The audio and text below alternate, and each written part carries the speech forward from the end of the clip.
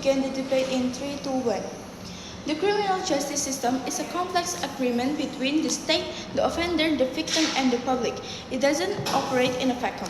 It is based on 3 pillars: rehabilitation, deterrence, and retribution and accountability. This trinity is to be burned to the ground by the government.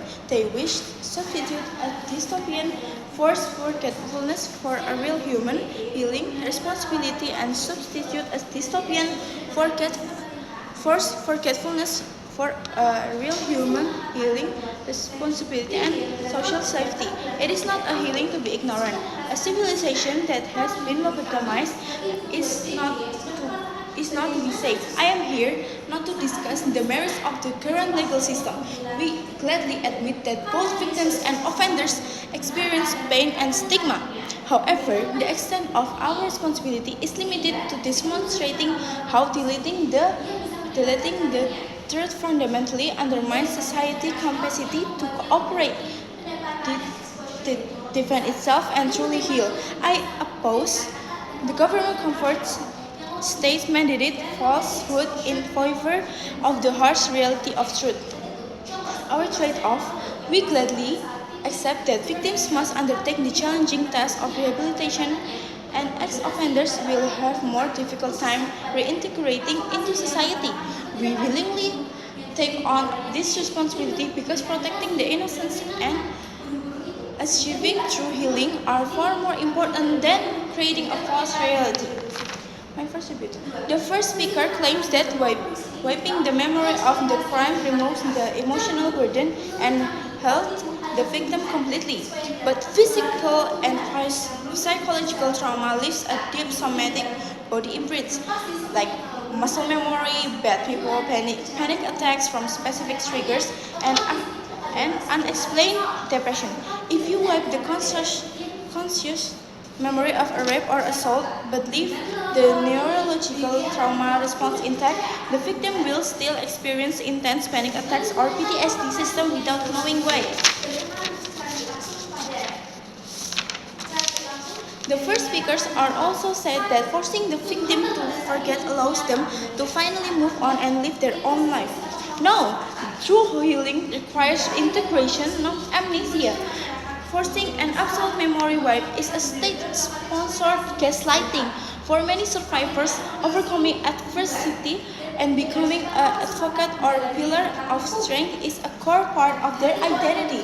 The first speakers treat the victim mind as state property, forcibly rewriting their history and denying them their human right to grieve. Governments claim that repeat offenses will stop because the moment you forget you are a criminal, you won't do it again. No, they're not. This is very dangerous logic. Many repeat offenses, especially crime of passion, domestic violence, or substance-driven offenses, happens due to deep-seated behavioral impulses. If an offender has no memory of their past crimes, they have zero awareness of their own triggers. A domestic abuser who forgets they ever went to jail for abuse will enter a new relationship completely unaware that their dangerous tendency, making them never allowed to learn from their past mistakes. Yeah, governments claim that wiping memories give criminals on equal footing, equal to get jobs and housing without stigma. This equal footing is a total illusion. Yes, that's true. Even if the society targets the name of the crime, the tangible physical consequences of the sentence remains, the offender still has a massive unexplained multi-year gap on their CV. They still lost their careers, progress, wealth, and a professional network while inside. Note before conclusion, this debate tipping point is about the long-term effect in our society. Under the government side, the benefits is immediate, but it will be repeated. But our side of the house is ethical norms will stand still.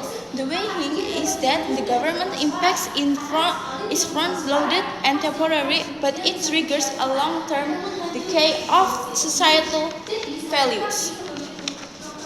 My first argument is erasure of retribution in justice systems. A system to remember what justice system is. A system to provide structure where you acknowledge harm and enforce justice. In first speaker words, this won't come true because we forgot that this system won't exist anymore in false utopia world. How so? Because when offenders commit a crime, they owe the society for a payback. So it's not that the victim sucks dry the offenders, like first speaker said. When people commit crimes, they're broke a threat, and prison time is part of their secondary debt. Their primary debt is to reface the society and recognize their wrongdoings. If you erase them, then thus they won't face the real consequences. Thus they won't repeat because the deterrence effect is less protect, because at the same time you invalidate the victim's trauma, making the offenders go like, they is fine now and have less feeling of responsibility for their next action. Not only that, the further impact is that you make the victim feels isolated while saving the wrong guy. How so? Because when they wanted to speak up, they will be met with the black society that doesn't believe them because of the erased memories. This fundamentally breaks the very concept of morality and justice. My second argument, according to the government's memory is only a burden. We define memories as the necessary condition for closure. In order to heal, a victim must accept that what's transferred, face it, and take back control of the story. The victim loses their narrative when the state makes them forget the crime. Furthermore, validation is a prerequisite for justice. Knowing the monster who hurt them was responsible by society gives a victim closure. The victim anguish is completely disregarded if society forgets. So the urgency here is the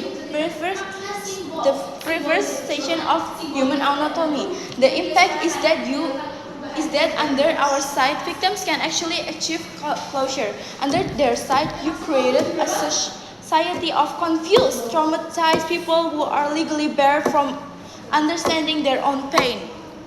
Conclusion: we secure the fundamental safety of society and the autonomous, genuine healing of victims, which are absolutely necessary for the criminal justice system to operate. We proudly oppose.